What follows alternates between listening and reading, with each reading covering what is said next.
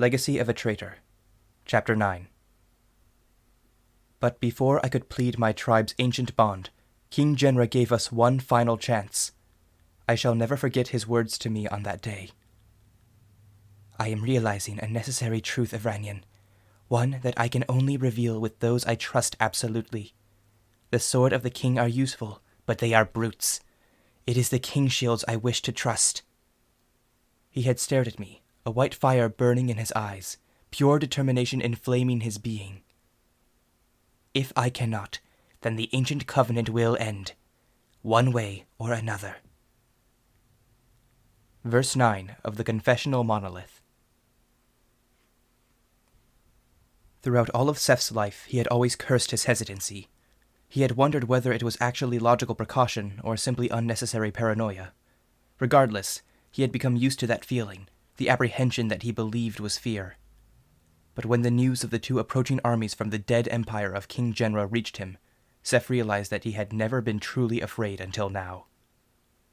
Madam Aethel, announce an immediate status of emergency within the citadel. I want every Genra knight within the walls now. Seth moved up the stairwell quickly, his mind turning over and over again as he led a few select individuals to the archives. The report of the Carfelian forager had just concluded, and he had immediately informed Madame Aethel and Sir Gierno, who were discussing something about the gardens that Seth barely heard in his haste, as well as a concerned Valmir to join him for an urgent meeting.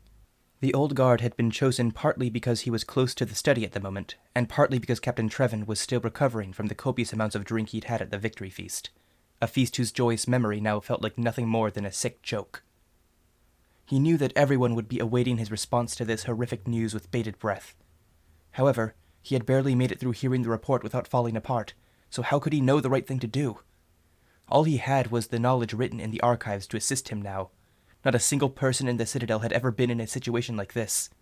Even if his father was still alive, he might not have prepared a strategy for such a deadly threat.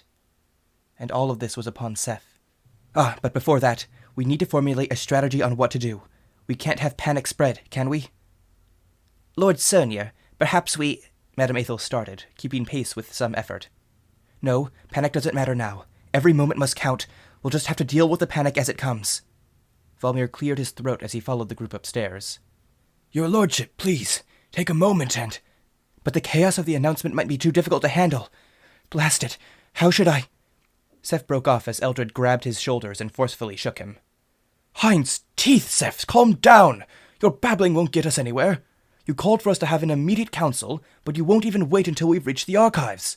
The three of us can't help you with whatever this problem is until you tell us exactly what it is in the first place. Seth blinked. You're right. Apologies. Madame Aethel reached the top of the stairs before the others and pushed open the elegantly carved doors to the archives. Upon seeing your pale disposition, I sent Marchie for calming tea, Lord Cernier. It will be here by the time we get situated in the council room, so let us do so now. Seth nodded in agreement while Sir Eldred helped a huffing Valmir reach the top of the stairs. It's been quite a bit since I've gone all the way up here. The old guard stretched his back. These blasted stairs are worse than I remember. You've just got to get back into practice. I run up and down these things every day, and your lungs become quite understanding over time. Sir Eldred hurried into the archives. Come on, Seth is quite eager to share this message with us. Valmir took a breath and walked forward, as if indignant of El's tone. Don't worry about me. I'm still fit as a ferret. I'll need to be, considering the lordship's manner about whatever this report the boy and the pig gave him. Seth had barely heard Valmir over the thud of his own heart, and he sat down at the Aurorian map table in the middle of the archives containing carved images of the valley and the surrounding lands. He could barely glance at his father's portrait above him as the rest followed suit, awaiting his words. Seth breathed, centering his thoughts and organizing how he would describe the imminent threat, at least as best he could. The Carfelian forager Cullen discovered two large forces of soldiers slowly making their way up the far side of the mountains at the ruined pass, all in full war regalia. They seem intent on taking over the valley for themselves. As the words faded away, the archives fell into silence. Valmir and Sir Eldred glanced at the others with concern, seemingly unsure what to make of the news. Madame Aethel wore a dark expression. Did the forager have any reason to lie about such things? She asked. Perhaps he desired to receive some reward for delivering important news after the quota increase. Seth shook his head.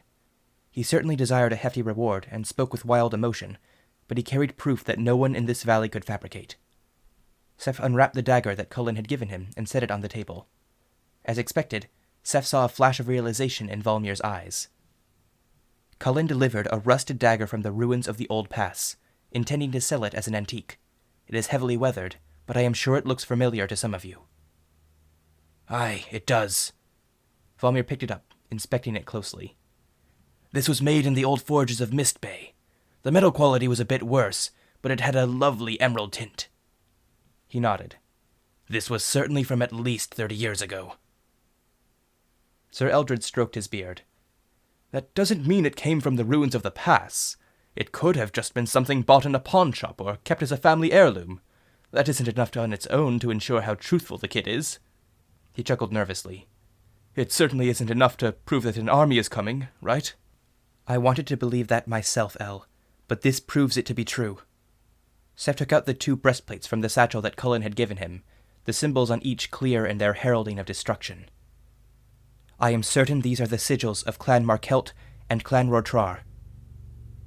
To his surprise, only blank stares returned to him. For a moment, he wondered if he had been drastically wrong, and these symbols were nothing more than an unfamiliar word he had misconstrued as an actual threat. Would he be so lucky? Then Madame Athel spoke. I have heard the names before, long ago. However, any details as to when that was are now hidden to me. Sir Eldred shook his head and sighed. Seth, you know none of us are experts in sigillography and faraway history like you, much less about families and forces beyond the mountains. He got up and began looking about the shelves, running his finger along book after book. You spend so much time here, you forget that we never do. Let's find this tome where you learned about them, and we'll all become enlightened about our imminent danger, shall we?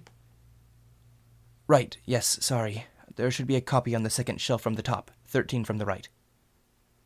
Seth couldn't help but feel a bit of shame as Sir Eldred found the tome and laid it in front of him. Seth was focusing too much on his own thoughts, and it was clouding his perception. He pushed them away from his mind as he opened the only source of written information about their enemies. The tome was newer than most, containing details on the knights who served the distant Aurorian Empire at the time it was written, nearly half a century ago. Seth had been 15 when he first read it, and was surprised to learn that the Surnir clan had been one of the last to join the Arorites, as they were not present in this record. His father must have met with the High King Genra, but he had hardly spoken of anything regarding the old empire aside from the construction of the citadels and the name Arorite, which he had fully accepted as his own. Seth didn't have the chance to ask him why, and no one else in the valley had fostered such relations with that faraway civilization, or their architects and soldiers who had temporarily lived among them. Nevertheless, the families written about in the Aurorian records were fascinating, each hailing from such different backgrounds and lands, and Seth had read them as he would stories about legendary heroes. But Markelt and Rotrar were mere fanciful legends no longer. Seth flipped to their pages, each next to the other, and began to read them out loud. Across the vast wind-swept plains, the warlords of Markelt and Rotrar set themselves against the might of King Genra in the 21st year of his reign. The blood of these willful lords carries with it the fierce courage of those ancient challengers who chose to brave the infinite waves of the Eastern Sea and the misty haze at the end of all maps. This bravery broke upon the impervious rock of the Empire of Error, and so these valiant men born of the line of void travelers have become yet another resplendent jewel on the crown of the great King Genra. He paused for a moment to hear their thoughts. Plains dwellers descended from Eastern seafarers? Eldred steepled his fingers in thought. Though I've only seen such landscapes in their simulacrums of the fields and lake of the valley, those seem entirely different realms from one another, and now they're climbing an impossibly high mountain range. At least their former domains were flat. Seth shook his head. That vast difference may be in their favor. For a long time, I saw them as heroes of adaptability for being able to change their way of life so utterly. A mountain may be no trouble at all if they mastered and left the abyssal sea. Valmir growled under his breath. I know of only one seafaring people on the misty ocean, and we sought each other's blood for generations. The pirates we fought at Mist Bay are no grand heroes. They were rats whose boats we riddled with holes whenever they dared to show their fangs. If they still dare to show themselves again in this new form, I don't care how adaptable they are, we'll show them the wrath they've forgotten. These clans in Lord Surnier's tome seem to be different from the last scourges of our old home. Madame Athel tapped the northern outskirts on the map carved onto the table. The windswept plains were over the hills to the west of Mist Bay, and tales of their people's quarrels were well known to everyone who traveled through that land. By the time the Aurorian Empire reached it, the people who ruled the war-torn scape had left the sea behind decades, if not centuries ago. Eldred gestured toward Seth. Does the book explain why they did such a thing? I'd have thought that clans powerful enough to be chosen by the High King of yesteryears, let alone be praised in such a way, wouldn't be chased out of their ancestral home by simple sea bandits. Seth shook his head. No, it only describes their tactics as being inspired by the movements of seafarers, adapted to the vast fields and the horses that populated them. There are a few of their legends that provide answers, but those greatly favor the bluster and bloviation of fiction over historical certainty. Regardless, the record indicates that King Genra's primary force decimated and subdued them in less than a week, marking them willful rather than wise by the Empire's designation, so I don't think the descriptions were intended to be flattering to anyone but Error. The Mortalsbane, I think they were called, were mentioned throughout. I believe they made up that primary force. Valmir and Madame Athel went still, but before Seth could wonder as to why, Eldred scoffed. Well, those new tactics of theirs couldn't have been that great if they were beaten so quickly. Look at these plains. He gestured to the table. They must be twice the size of the valley. It would have taken a week alone just to get from one side to the other. Madame Athel shivered. And the beastly Mortalsbane had twice the size and capability of any man. I remember them, though faintly. She nodded towards Seth. They sent an envoy to your father soon after he became Lord of Mistbay. I didn't see the fiend directly, just a silhouette through a curtain, but he stood several heads higher than your father, a mound of flesh bound in taut muscle. I can still recall how brave I thought the young lord to not only speak with such a beast, but to barter his way into the Empire without pleading or groveling. Eldred nodded slowly as the faint hope within Seth that the oncoming clans were poor combatants collapsed, though it raised a pitiable relief that it wasn't the forces of the fallen Empire's capital that sought to take the valley, for whatever that was worth. He continued reading. The conquered windswept plains were promised to the Horse Lord Hertha and her people, and so the Sea Blood clans were granted power over the Desert of the Divine Eye, on the southeastern bounds of the Empire. There they would rule over a willful people who somewhat shared their complexion so as to promote civility and camaraderie, with the two warring bloodlines given equal jurisdiction. Clan Rotrar was situated to the east, and Clan Markelt to the west, their border meeting at the Iris Oasis. As decreed by the High King, such a barren land shall equally serve as punishment for the brutality they afforded their subjects in the past, and for their denial of the wisdom of Error. Both under and on my watchful eyes, such viciousness shall be kept in check, and so peace shall reign for evermore. Valmir slammed the table. So that's who those bushy-bearded barbarians were who we passed on our way to the valley. You remember, don't you, Madame Athel? They tried to tax us for all we were worth just for crossing that sandy waste. Do you think they're still clinging to a grudge because we refused? Seth's heart nearly skipped a beat as he looked between the two with wide eyes. He hadn't mentioned the appearance of the outsiders yet. We wronged them.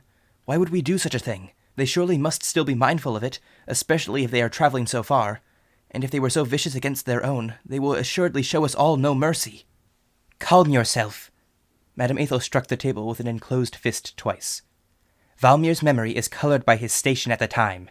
I hadn't remembered how their banner looked, nor their name, but I still remember the encounter with them very well. We did not refuse their law. It was the order of King Genra passed down through his architect that gave us such passage through their lands, and so despite their reluctance, Markelt and their leader acquiesced. She pointed at the map, tracing the border of the desert. My question is this. Why have they remained in the wasteland at the base of the Carfelian Range? The Empire fell nearly 3 decades ago.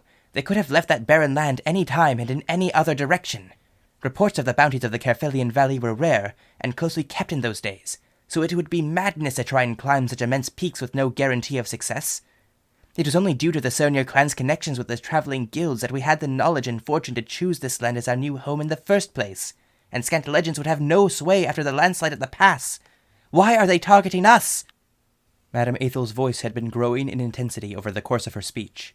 Though she was better at hiding it, Seth could tell that she was scared as well. Perhaps her fear was even equal to his. Despite himself, that gave him an odd sense of comfort, as, just this once, it was not foolishness that prompted his extreme dread. A quick set of knocks at the door silenced her, and though everyone's attention was shifted to the newcomer, Seth caught that her face quickly betrayed the shame she felt at losing control, even for a moment. Sir Eldred stood and clapped his hands in an effort to restore peace. How ironic, Seth thought, that he was pretty much the sole source of order in the room right now. "Well, Mother, it seems that Marchie has arrived just in time.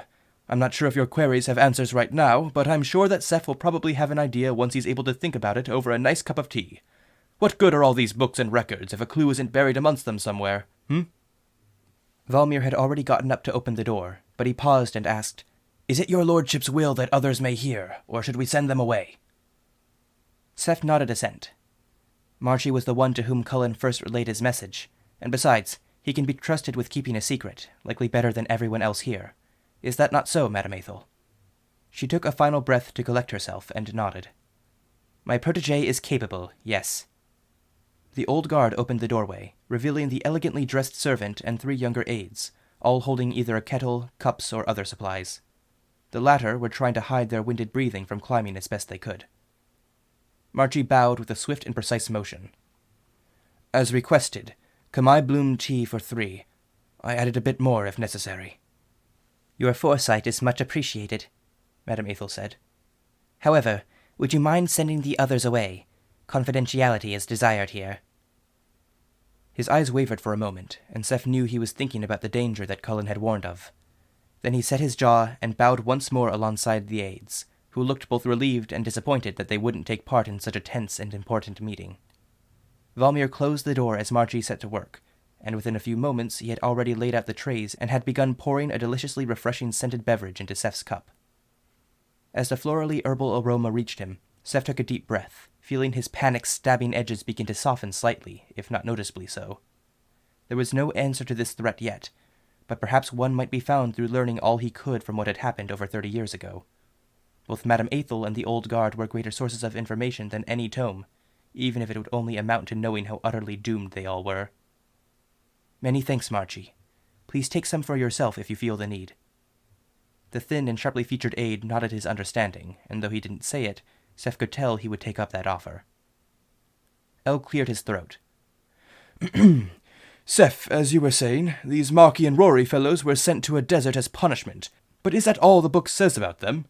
And how do we know it's still accurate? Some books we have on flora don't even tell of the medicinal properties of stonegut, claiming it's nothing but a uniquely produced fungus, and that's been false for generations now." Seth shook his head. "Simply put, we can't know if this remains true.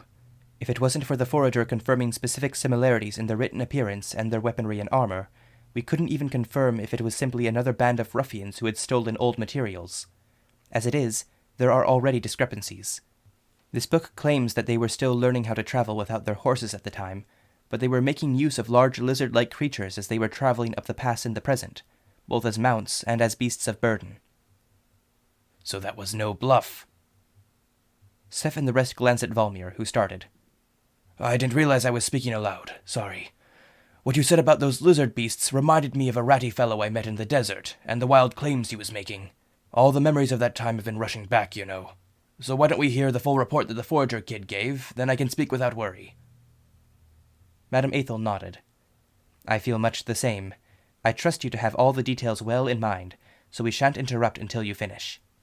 Seth agreed, and though he was initially concerned that something might be lost, Cullen's report was still vivid enough in his mind to relate every major event and description, though he felt that some of the more dramatic elements were lost in his quietly direct manner of speaking. Nevertheless, the effect it had on the members of the council was striking, especially when detailing the crackling flower and the following movements of the 2 clans that proved they were well trained in the arts of military combat. "They surrounded the forager, remaining in sight of each other while leaving no room for their quarry to escape." Valmir shook his head. "If it hadn't been for the mountain boar, that lad would have been found in one gnash of a pearl-skinned shark." "Though that mountain boar, Snuffler, right, Seth?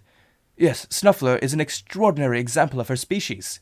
They've always kept to the farther mountains, but if they're intelligent enough to use tools, their pure brawn and brains must be utterly terrifying to encounter in the wild." Eldred rubbed his hands in glee. "Oh, that just makes me want to study one even more.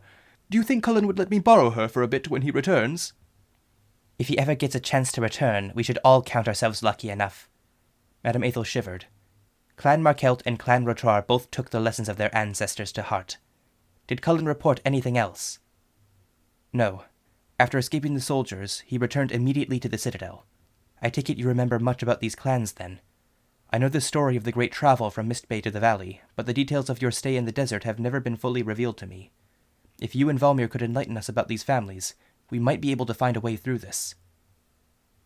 Madame Ethel bowed. It shall be done. The time we spent in the desert on our travels was brief, all things considered, but it still revealed much to us of the people within. And yet, ever since the fortuitous landslide, we never thought it wise to dwell on these elements of the past. I suppose we shouldn't have underestimated their tenacity. She took a sip from her cup, deep in thought. The tumult of the scattered history was being restored into a single fearsome spectre in the image of the immediate threat, and Seth could tell that it was already pushing her and Valmir to their limits. However, the terms you mentioned, clan and family, they do not bring to mind the true nature of their people. We of the Surnir family have never numbered greater than 500, nor has our domain gathered more than a few thousand within its borders. Meanwhile, Markelt and Rotrar have intermingled and raged against and with one another for as long as they've existed, with numbers reaching up to many thousands of souls alive at once, whether spread across the dark ocean, shining fields, or burning sand. Even when we met them on our travels over 3 decades ago, mere years after they'd suffered defeat at the hands of the Empire, they still outnumbered us 5 to a man. We had left Mistbaith nearly 3 weeks before, crossing dales and villages still bound by familiar greenery, both in the forests and in the Emerald Stone. The traveling had been peaceful and quite enjoyable, barring the sorrow some of us felt at abandoning our ancestral home. At that point, we encountered the first of the Aurorian fortresses, the spitting image of the citadel we now inhabit, controlled by a lord who had also been considered by King Genra to be a wise sort. We rested there for a day, preparing for the travel across the desert of the Divine Eye. It would take us nearly 2 weeks across the sands, and that was only if we didn't succumb to the dangers present in the land itself. Our wagon wheels were exchanged for sleds, and the beasts of burden for strange, deformed creatures who required water and sustenance only once a month. All the while, we were led by a short and elderly Aurorian architect by the name of Nostra Rensalio and his company. I'm sure you recall him from the stories. Seth nodded. The fellow who crafted each and every citadel in the valley with all the brilliance of Error, and with scorn equal only to the might of its armies. Valmir gave a wry chuckle. That's the one. He was disdainful and ornery in his dealings with everyone he met, be they lord or lackey. It was a wonder how you put up with it, madam. I didn't. I could barely stand to be in the same room as him, but Lord Surnir was able to manage quite well, quieting his quibbles with just a few words. I suppose he had built up a defense to his aggravating ways while on his imperative visit to Heaven Nor a year prior, and during the entirety of his return journey. A flash of curiosity that overwhelmed his concern for a moment prompted Seth to interrupt. That visit, it was the one Father made to meet with King Genra. Did he ever speak of it in detail to you? Our joining the Empire and receiving a fortress here were due to his diplomacy, but that's all I know. No, he never said a word of it beyond what was necessary. Perhaps everyone in that city had Rensalio's disposition, or perhaps he didn't want to burden us with concerns over the now apparent weakness that our new rulers were afflicted with, which led to their destruction. Regardless, Rensalio put up a strong front as to the stability of the Empire with his confidence in commanding everyone as the voice of the king, both the Surnir clan and the lords we encountered. He would constantly sort us into the 2 categories of willful and wise, as it was mentioned in the tome. Those who had refused to join the Empire initially and had to be reprimanded through force were willful, and those who agreed without bloodshed were designated wise.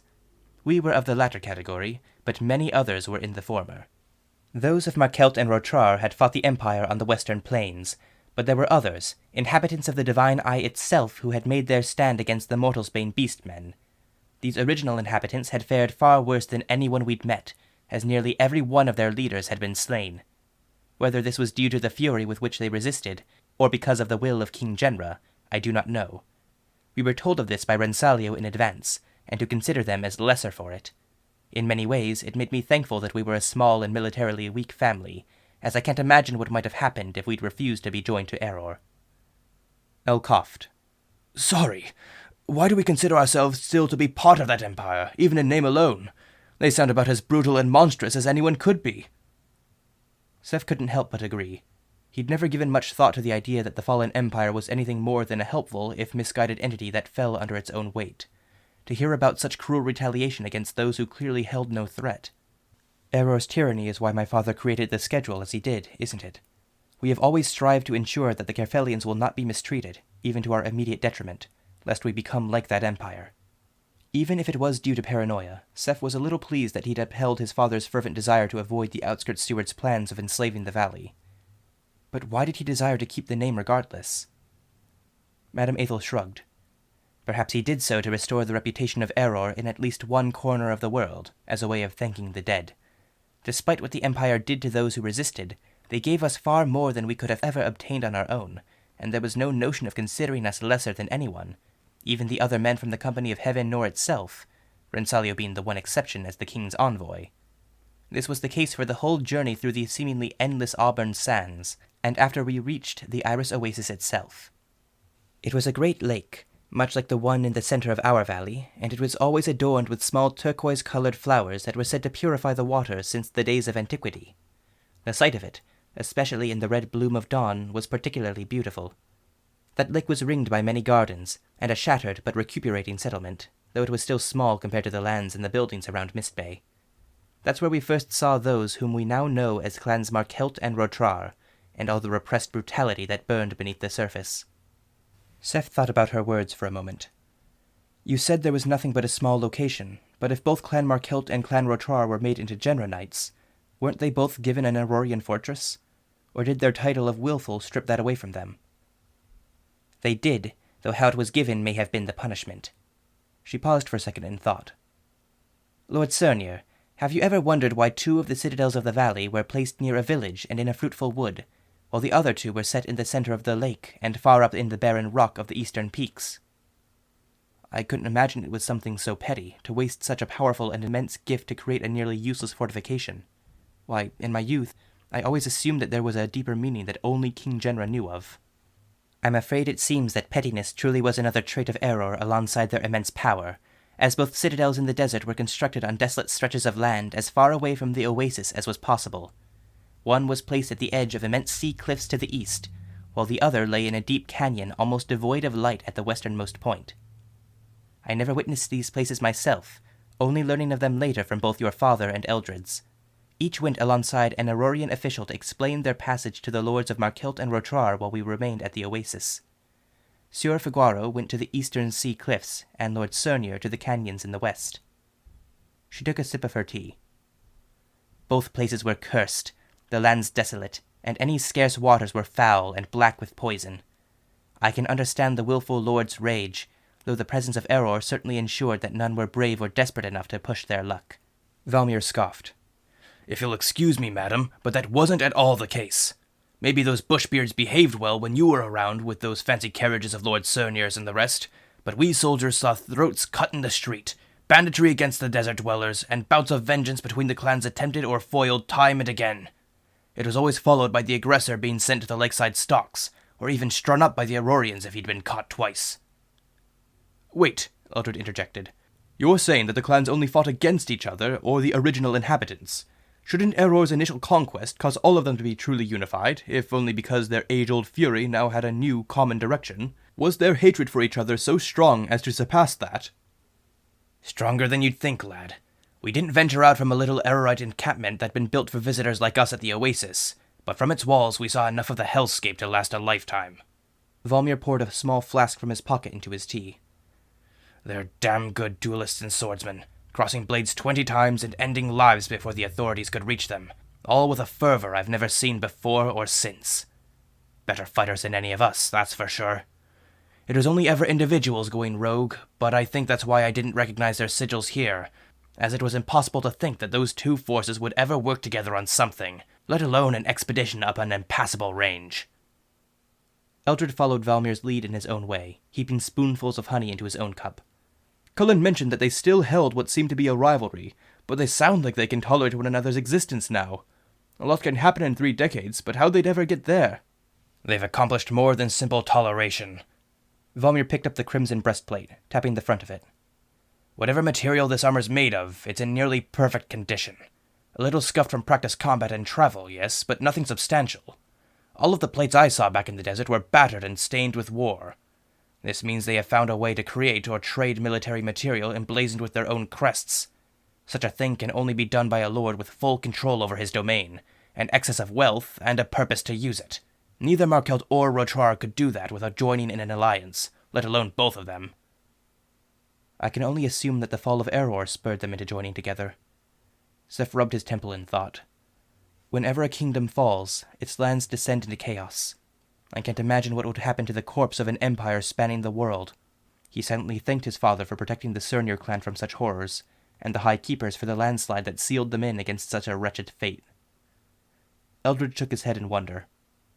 Meaning that King Genra first conquered them and sent them to a wasteland, then disappeared and left them to survive against a desperate and lawless land. If they'd have a curse in their tongue, I'd guess it involves the word error.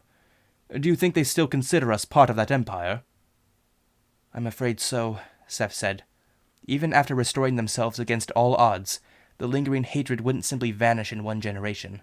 They knew that some Errorites traveled up the peaks, and so they might be seeking vengeance against the specter of the past that no longer exists. Though we call ourselves Errorites, we are nothing of the sort. Especially if we were to forego that title, we might be able to convince them to meet us peacefully. Even as he said it, Seth knew that such a possibility was almost impossible, using far too many leaps of logic and foolish hopes. Valmir shook his head. If only that could be true, your lordship. But it's as you said, they must still feel the sting of loss and the desire for vengeance against someone. By Cullen's words, they're on the warpath, and I don't think they'll accept our claims. Madame Athel crossed her arms. If revenge is even their aim, perhaps they gleaned from our travels through their desert that the heights of Kerfell held a fruitful land, one that is guarded only by a small merchant family. Maybe with a miracle of diplomacy we might not be conquered, but they will wreak havoc on the valley regardless, taking as much from our home as they can. Valmir nodded. Yeah, how could they give up such a bounty after living in a wasteland for decades? The old guard's plain response only confirmed Seth's thoughts, and he sank down into his seat, feeling the dread rise within him once more. Sir Eldred drummed his fingers on the table. 2 wrathful armies descended from pillaging nomads, each desperate to prove themselves against the remnants of Error. He stopped and held his face in his hands. Blast, that's not what I wanted to hear. And how many did this forger estimate there were again? He wasn't sure, but it was more than a few hundred, most of them ready for battle. Seth felt the fear grow ever more, and he took another sip of the tea in a desperate bid to subdue it. At the very least, he'll be providing reconnaissance by sneaking around their base of operations a small way down the mountain. Though he was boisterous and swaggering, there was a sense of careful concern about him, and so I don't think he'll make any foolish mistakes.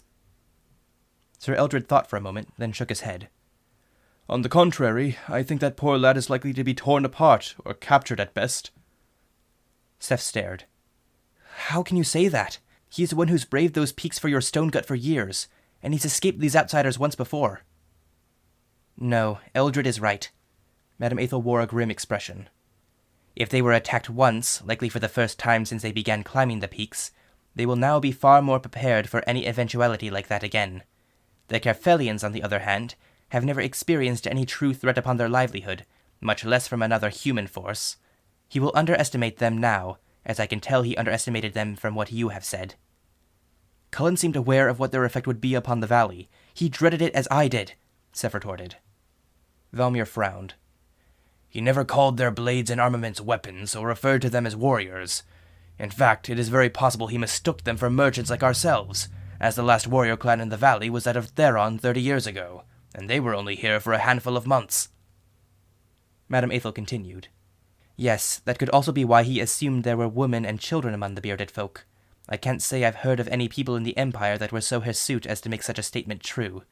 Depending on whether or not they've improved since I last saw them, and I dare say it sounds like the latter, that might not matter at all. Valmir sighed. Maybe he got away once, but if they're able to catch him, we'd never know until they were shouting down our gates. Well, what choice do we have? No one else is skilled enough to even make it up the mountains reliably, and we can't just ask the mountains themselves to make a report to us. Seth had stood up and realized he'd been shouting.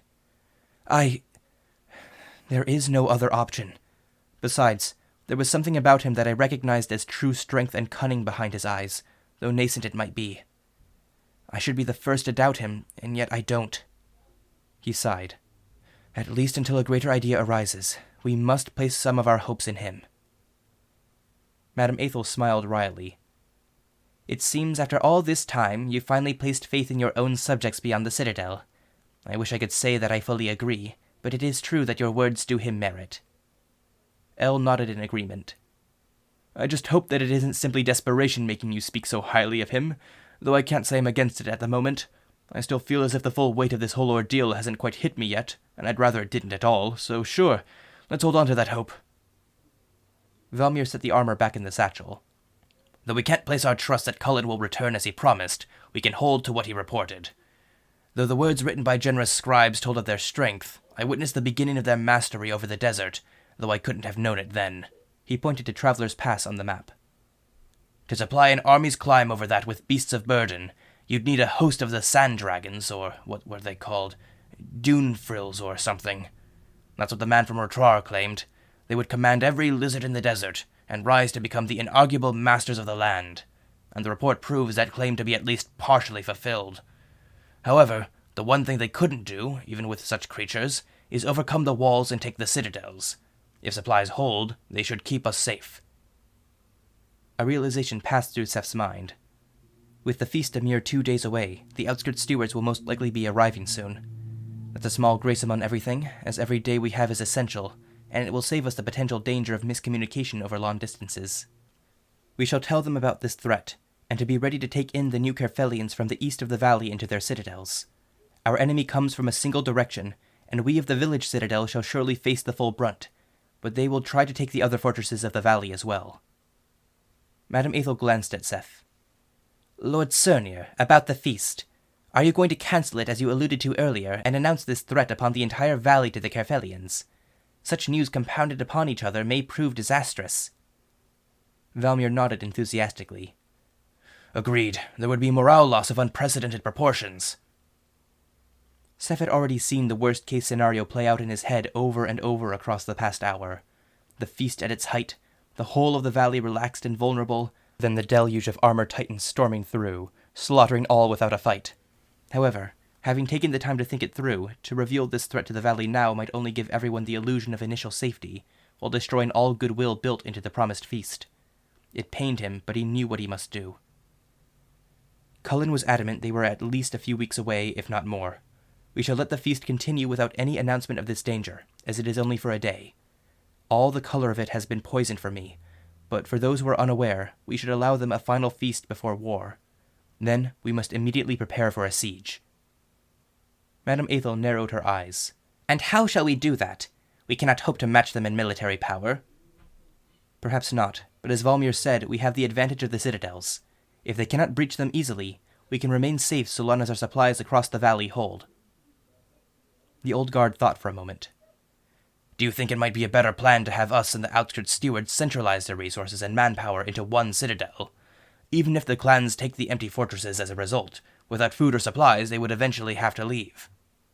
Seth admittedly felt better about having the stewards close by, where he could see them, than have to worry about them when the invaders arrived, and any messages at all would become an impossibility. He nodded to Valmir. That would probably be for the best. I will have the outskirts stewards and their families remain here when they visit for the feast. Or should we all travel to the Lake Eye Citadel instead? Sir Eldred asked, stirring an even more unhealthy amount of honey into his tea. Why not make our stand there, where our enemies are weakest? It's been a long time, centuries even, since they've traversed the water. Wouldn't that mean they'd have the most trouble against Ives' fortress? Our forces would be best kept there. No, Steward Jesper's rockside fortress would be even better. They've never had to deal with enemies on a mountain before. The same force had climbed an all but impossible range with the whole army? No, Eldred, I don't think that's prudent, Madame Athel responded. More importantly, nearly all of our resources are here, and we can't risk the invaders attacking while we move everything between the fortresses. It would take us multiple weeks, and we can't guarantee that. Seth nodded his agreement, and Eldred accepted the criticism with a shrug. She continued. The Carfelians of the village will need to find shelter within strong walls, and only this citadel can do so reliably. Seth tapped the map. More than just those of the village. We could take in as many as was necessary. We've had to increase the quota due to our rising numbers, and yet there are still many, many rooms in the citadel which are still untouched, not counting the tunnels beneath in case of absolute emergency. We'd be able to keep everyone in the valley safe within the tower, and even warm through the winter due to the arrowite forges. I suppose that's yet another thing we should thank the Empire for. Madame Athel shook her head. Any amount of shelter wouldn't matter if we couldn't provide sustenance. The well goes deep, and it hasn't failed us yet, but we will need a steady supply of food. Even with the worry, a sudden realization made Seth smile. Somehow I had underestimated the wisdom of my father's schedule. Food certainly won't be an issue. The gardens contain many kinds of plants, but there are those among them seemingly created for this very purpose.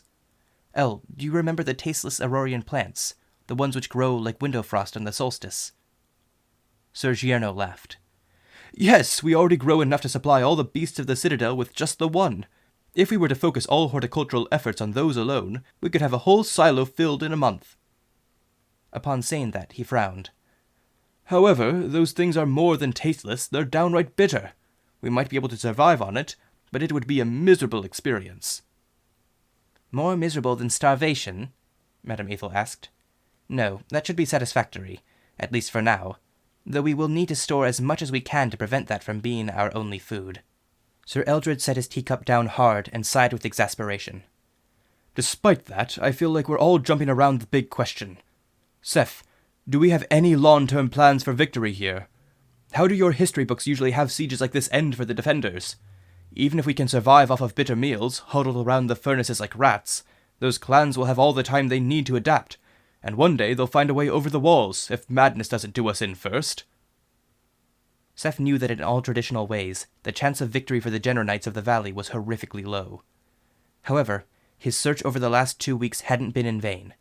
Seth had all but uncovered the location of the one thing that gave them an undeniable edge over any force. The Cernier family secret.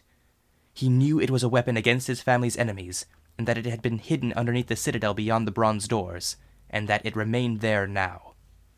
He had threatened to use this power against his own people, and that only caused him all the more shame now that he had the capacity to utilize the deadliness of the secret. But these armies were an outside threat in every sense of the word, and mercy would not be an option against those who threatened his people. I will invoke the power of my father's weapon immediately, both to keep Cullen safe and to rid the valley of this threat. Madame Athel gasped, glancing around at the council. Sir Eldred looked puzzled but intrigued. Valmir's silence continued, which he'd been in ever since Seth mentioned the tunnels, but his eyes grew wide. Even the silent Marchie's expression shifted to confusion. She quickly whispered to Seth in a harsh tone. The existence of this secret is only known to a select few. Why would you reveal it here and now? Seth spoke loudly in response. Madame Athel, the time for secrecy is long past. We need every advantage we can get, and we need to use them as freely as possible. What's this about, a secret weapon? We were merchants, not warriors. Sir Eldred's eyes gleamed with excitement. Ooh, is this what facilitated the defeat of the other lords of the valley 30 years ago? I always wondered how that came about. If it was powerful enough to take down 3 other lords of the Aurorian Empire, it will be very useful against 2 more. Madame Athel closed her eyes and sighed. If it's what you wish, Lord Cernier, then I will not stop you, but open knowledge of this will certainly color the people's perception of your family. Better that than having the valley overwhelmed by invaders. I know that this weapon lies somewhere beneath us, in the labyrinth behind the bronze doorway on the lowest floor, but I do not know exactly where it is within that maze. If we cannot find it, we all may as well be doomed. And for all we know, the exact location was lost with my father. The utter hopelessness of that possibility, the one that seemed so likely now that Seth spoke it out loud, began to well up. He struggled to keep it buried. Another bout of panic would help no one. Seth glanced at the portrait and thought, Please, Father, give me a sign. Valmir coughed, and when Seth looked over, he saw that the man was trembling with fear. He had hardly looked shocked when he learned about the invaders, yet this was how he reacted to this secret? Seth realized why in an instant. Valmir, you saw this secret weapon 30 years ago, didn't you? He was silent for a moment longer, then spoke in a quiet voice. More than that, your lordship. I saw what it could do. That thing will certainly tip the tide of battle, even with such odds in our favor. The guard closed his eyes and faced down. And yet I still feel unsure that terrifying power should be used. It's like a spirit from the netherworld. Madame Athel nodded. I've seen the monstrous creature as well, if only for a moment. Anyone else has passed away since then. Just us, his lordship, and old Ober. Nightmares got to the poor fellow 10 years ago, and he chose to quaff the endless draught, safe rest him. Valmir looked down again. I found that a bottle muffles the worst of it. But did this creature seem loyal? Seth asked, hope flaring beyond his concern. And do you know where it is? Valmir paused again before speaking slowly, as if forcing each word out. It was loyal to your father, to inhuman ends. Perhaps it should be our last resort, your lordship. I do know where it lies hidden, though nothing truly good can come of using such a monster. And yet, did it accomplish an impossible task for my father? Seth stared at Valmir with a burning intensity. No matter the cost to himself, Seth would keep his people safe. He had to. It did. Then it shall be our salvation. Now lead me to where this weapon lies. Seth stood up, his heart pounding. That is an order.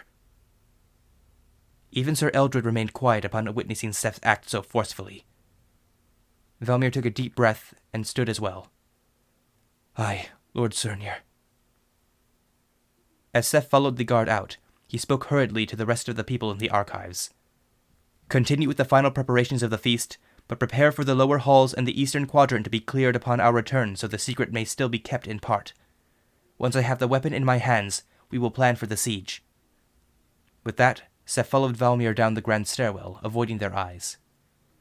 This is all for their sake, Seth whispered as he descended further and further. The door in the labyrinth antechamber beneath the stairway in the great hall opened a second time without any complications as soon as Seth entered the password and pushed. He was thankful for that, but the yawning darkness ahead remained as foreboding as before. He nodded to Valmir and stepped back. The old guard took a deep breath and walked forward, a newly lit torch quivering in his hand. Seth stuffed every worry he had about this place down in his mind and followed him. The sheer magnitude of the depths of the citadel had felt like something out of an old legend when Seth had heard of them, but there was something more viscerally unnerving about the artificially smooth corridors that opened and split many times while actually passing through them in a constant downward trek, where the eternal darkness gave way ahead of Valmir's torch and enclosed once more not 12 steps behind them. The possibility that there was more to the fortress under the earth than over it continued to grow with every passing second, unnerving as that realization was. Valmir held the torch off to his right, leading the way at a brisk pace and moving much faster than Seth had ever seen him do outside of the sparring grounds. It's been 30 years, and I still remember this place as if it was drilled into me. This knowledge. It's unnatural, your lordship, just as unnatural as that thing. I don't care if it's as unnatural as summer's snow. If this secret is as deadly and loyal as you say it is, then I must make use of it. Just show me where this weapon is. Understood, your lordship. Valmir continued walking without another sound, and Seth berated himself for his overly curt words. Even if his father had been as terrified, he would still have maintained an air of composure. This childlike snapping would only obscure the correct course of action. Minutes felt like hours, and the passageway kept branching off into other corridors, large rooms with strange markings across the walls and ceiling, and sharp turns perfect for some threat to ambush them in the dark. Seth was unnerved by the place, and he couldn't help but wonder just how many things besides his father's weapon lay hidden in this labyrinth. Finally, the walls all converged down to a circular opening only slightly taller than Valmir. The room beyond seemed to reject the light from the torch, and Seth could swear it shone with a strange aura that pulsed beyond all senses. This is it. This is where the thing lies. I could never forget such a deathly place.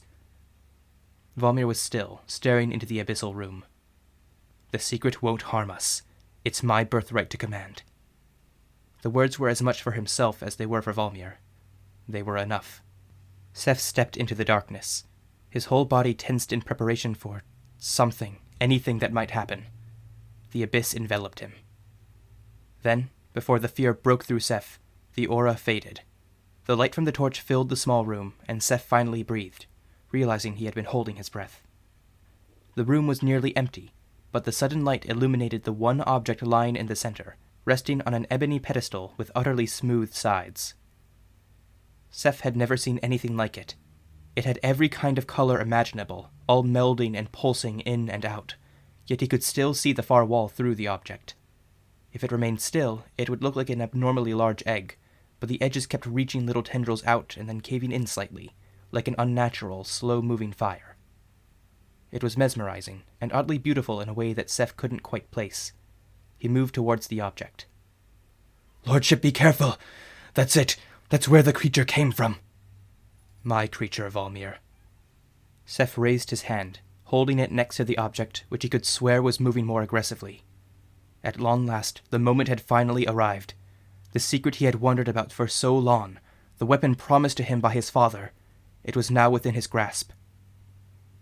"I am Lord Seth Surnir, the son of Lord Surnir I," Seth shouted with as much gravitas as he could muster.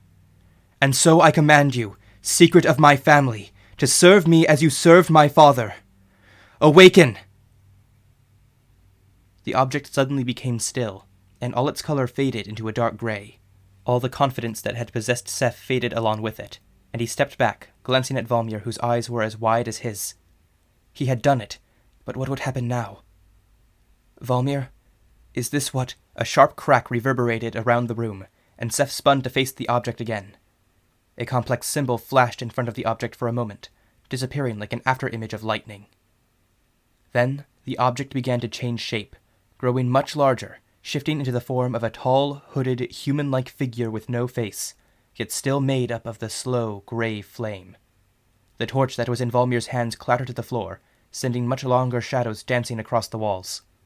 Fear threatened to grip Seth's heart, but he stood his ground, staring up at the figure who seemed to be staring back at him with a perfectly empty expression, crouched on the now barren pedestal. A humming tone, one that Seth hadn't even realized was there, stopped suddenly, and the figure's blank face burst into life, piercing green eyes materializing up from inside the body, and a large grin stretched outside the face and onto the hood. It was made entirely of sharp, glistening white teeth.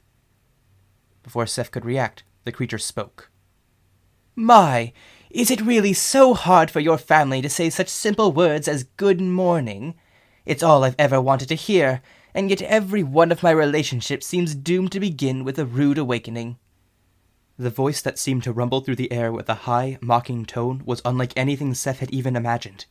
It seemed so volatile, as if on the brink of reaching into his chest. How could his father have commanded it so easily?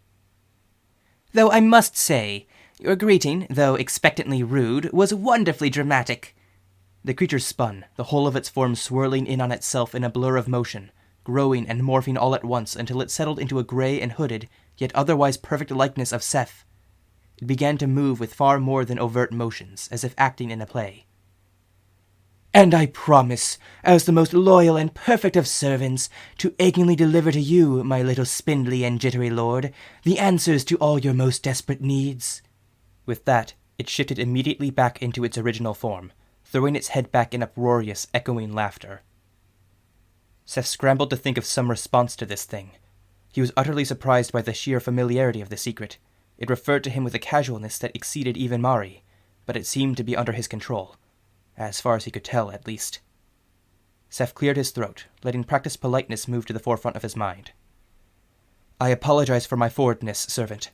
This is quite a surprising meeting. Can you tell me your name?" As the nowhere finally began to disappear again, Weapon became incredibly excited. He wasn't sure just how long it had been, but oh, it felt wonderful to move and feel and hear and see and observe again. And even when Weapon found that he had appeared in the same room as last time, with one of the same guards in the same bulky steel clothing filled with the same fear, the voice that called to him, the one which held mastery over him, well, it was so different. It bore traces of Master Surnir, yet it came from one who was filled with more fear than even the guard behind him. Well, that wasn't quite right. No, it was a different kind of fear than the guard, or of the targets from the first mission. This fear was the soft fear that Weapon observed in Master Surnir, but now it was as vast as the nothingness where Weapon slept. On top of that, this new Master Surnir, this Seth, had not greeted him with a good morning either. Weapon laughed alongside the high-pitched voice as it spoke to Master Seth, commenting on how tiny and weak he seemed. Lord Theron and Master Surnir had both started with no fear. They had been commanders. Master Seth was different in almost every physical way. How could he be a master? Weapon was still smiling at the absurdity, awaiting the next command, when Master Seth said something that threw all of Weapon's thoughts into disorder. "I apologize for my forwardness, servant. This is quite a surprising meeting. Can you tell me your name? The friendly, high-pitched voice hesitated. Now that was something strange. It had never done that before. Should Weapon speak instead? But how could he? Master Seth had given a command, but one that the friendly voice seemed unable to do. What was Weapon's name? Weapon was called Weapon. But at that moment, Weapon realized that Weapon was never his name. "Find the hidden secrets of your mind that shall set you free." The order pulsed louder than ever, and Weapon felt something deep within his very being. Something beyond all memories, beyond even instinct. Before he could reach it, the friendly voice shouted out with an intensity that Weapon hadn't heard from it before. "Oh, you are wondering what it is you will call me? Young sir, I am perfectly happy to be called whatever it is you deem best for me." The friendly voice was not as smooth and bubbly as usual. And, oh, how strange, Weapon could observe a very small amount of fear coming from his current form for a blink of time. Then it disappeared quickly, as if it had never existed, and Weapon wondered if it had even been there at all in the first place. Regardless, Weapon looked at Seth with a new wonder and respect. He was small and had no commanding presence, yet he had thrown Weapon and the friendly voice into confusion with just a few words. Even the voice of pain created by Lord Theron's blade had been less surprising. "I shall have you know that your old man called me Jin, and someone else called me a Northmount monster, and I've always liked the name Clarence, so go ahead and use any old thing, I don't really care." The friendly voice liked to be called Clarence. How pleasant. That certainly wasn't Weapon's name, but that would be what he called the friendly voice from now on. Master Seth spoke again. He seemed to have gained some confidence back after Weapon and Clarence got all flustered about the name question. "Understood. If my father called you Jin, then that is what I shall call you now. There is much to explain regarding your mission.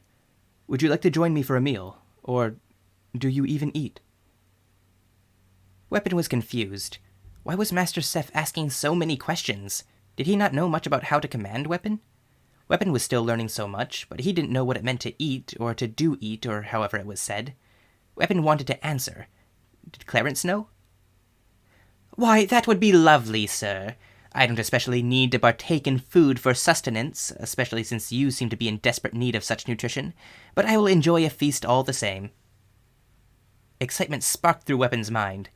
Did this eat or eating mean to take good-smelling things like from the feast of the dining hall into himself? If so, Weapon was liking Master Seth more and more. This mission would be Weapon's favorite. Master Seth nodded and let out a breath that calmed him, while still remaining wary towards Weapon, and he turned back to the outside of the cave. He picked up a torch that lay on the ground and held it towards the guard. "Jin seems obedient enough. Can you lead us back out, Valmir?" "That I will do, your lordship.